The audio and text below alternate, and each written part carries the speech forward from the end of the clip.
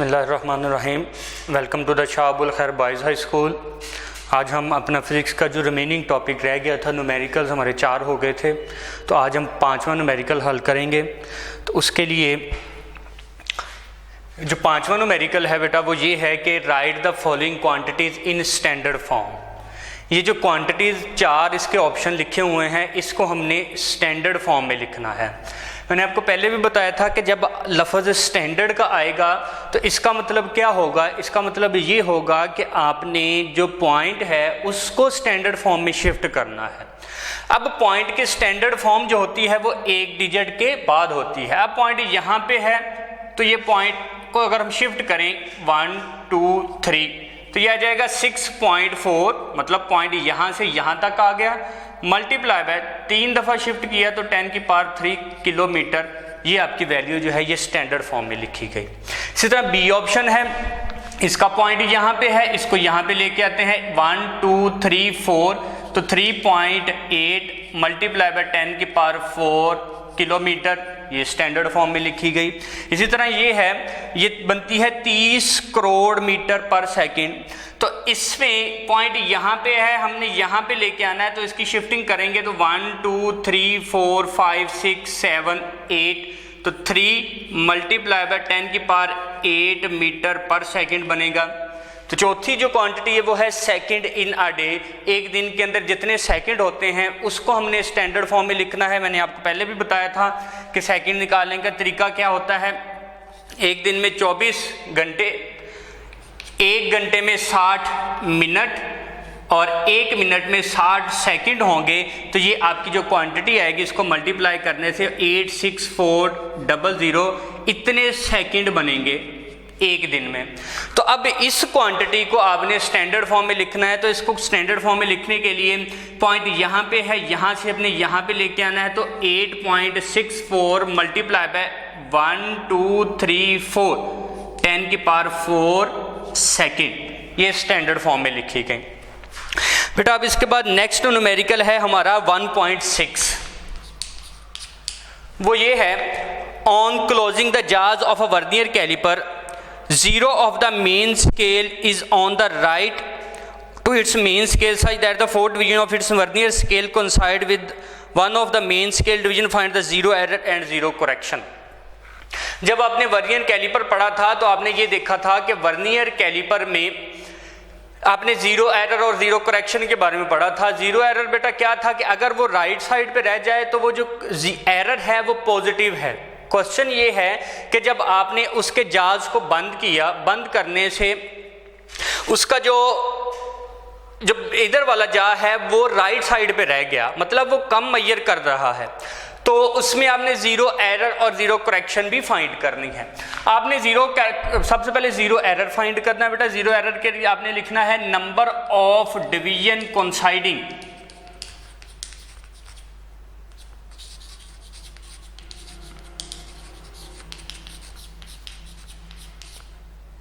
Fourth division. आपकी book में लिखा हुआ है कि चौथी डिवीजन जो है वो जीरो के साथ कोइंसाइड कर रही है, हमने वो लिख लिया, फोर्थ डिवीजन है।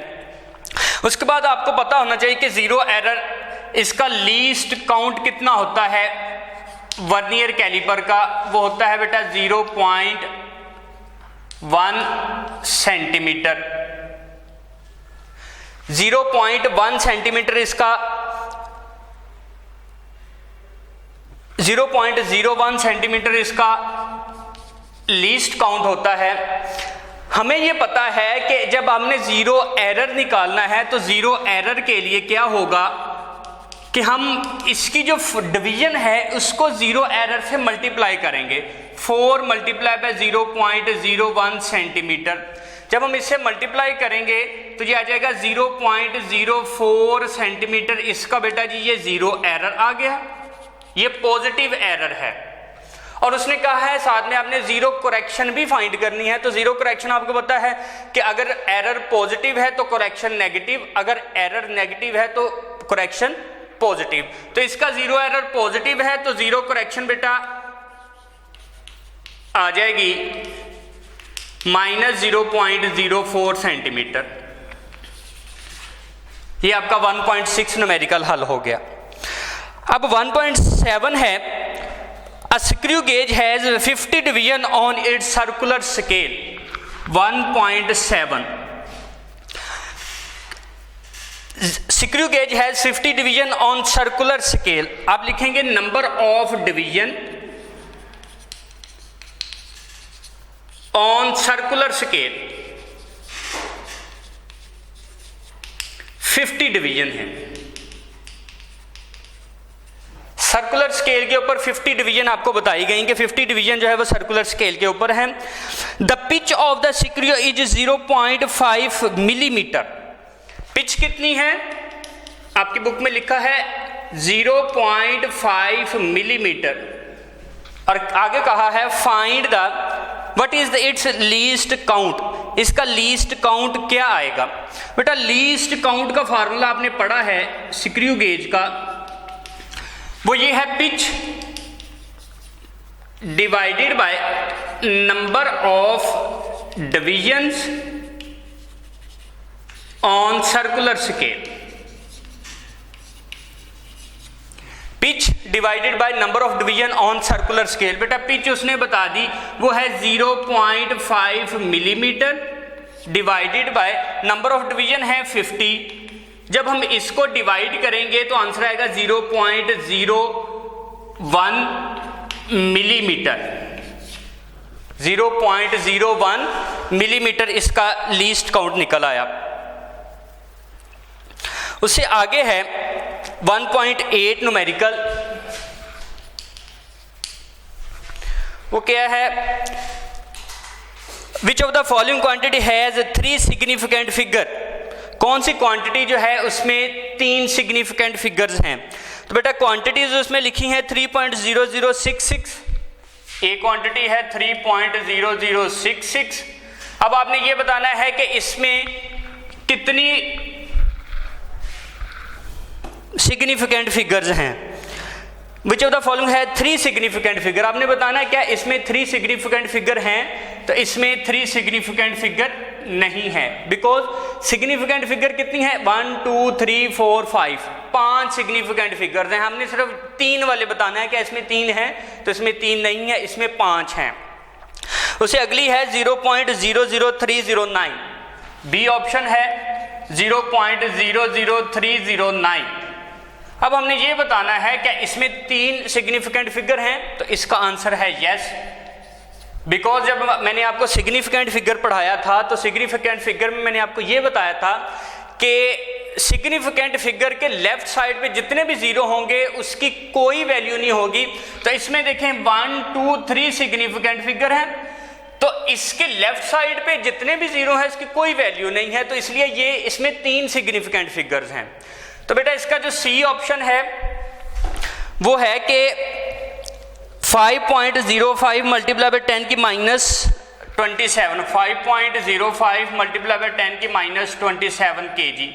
क्या इसमें 3 सिग्निफिकेंट फिगर हैं? वाकई 3 है, क्योंकि 505 इसका आंसर होगा यस। इसमें 3 सिग्निफिकेंट फिगर्स हैं। उसके बाद चौथा ऑप्शन है बेटा जी 301.0।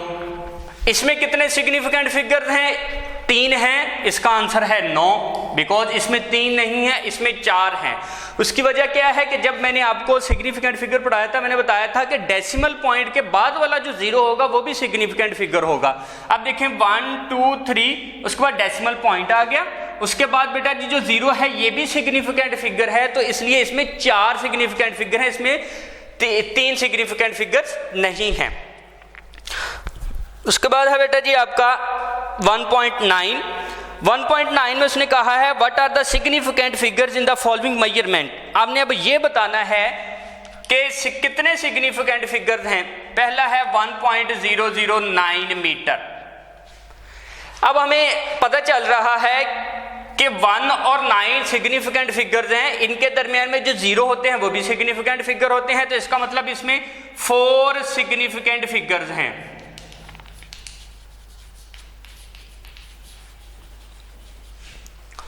उससे अगला है 0.00450। ये ए था, वो बी वाला है 0.00450। इसमें बेटा जी 3 सिग्निफिकेंट फिगर हैं, जिस तरह इसमें 3 है, इस वाले जीरो की कोई वैल्यू नहीं है, इसी तरह इसमें भी 3 है, इस वाले जीरो की कोई वैल्यू नहीं है, तो इसमें 3 सिग्निफिकेंट फिगर्स हैं। उसके बाद सी वाला ऑप्शन है बेटा आपका, वो क्या है 1.66 मल्टीप्लाई बाय 10 की -27, 1.66 मल्टीप्लाई बाय 10 की -27। इसमें भी बेटा जी 3 सिग्निफिकेंट फिगर्स हैं, क्योंकि जब हम अपनी वैल्यू को साइंटिफिक नोटेशन में लिख लेते हैं, जो वैल्यू हमारे पास मल्टीप्लाई से पहले होती है वही सिग्निफिकेंट फिगर्स होते हैं, तो इसमें 3 सिग्निफिकेंट फिगर्स हैं। उसके बाद डी वाला है आपका ऑप्शन, वो है 2001 सेकेंड, 2001 सेकेंड। अब इसमें कितने सिग्निफिकेंट फिगर्स हैं बेटा, इसमें 4 सिग्निफिकेंट फिगर्स हैं।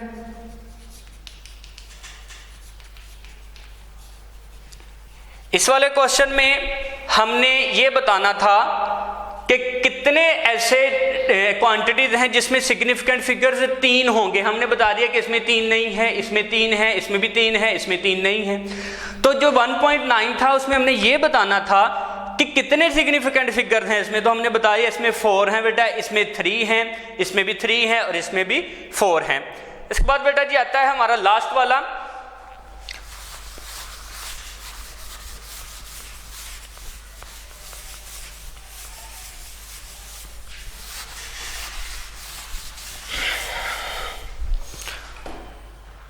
वो है a chocolate wrapper is 6.7 centimetre long, length of wrapper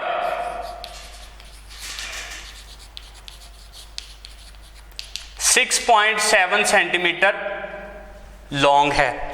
एक चॉकलेट है, उसका रैपर है, उसने कहा है कि एक चॉकलेट के रैपर जो उसकी जो लेंथ है वो है 6.7 centimetre long and 5.4 centimetre wide.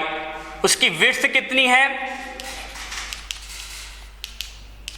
5.4 centimetre. Calculate the area of reasonable significant figures. इसका इस रैपर का हमने एरिया फाइंड करना है। तो आपको पता होना चाहिए कि बेटा जो चॉकलेट का रैपर होता है वो तकरीबन इस शेप का होता है, इसी तरह का होता है। तो ये जो शेप है ये एक रेक्टेंगल बनती है। तो इस रेक्टेंगल का जो एरिया होता है ना बेटा, एरिया का फार्मूला होता है लेंथ मल्टीप्लाई बाय विड्थ।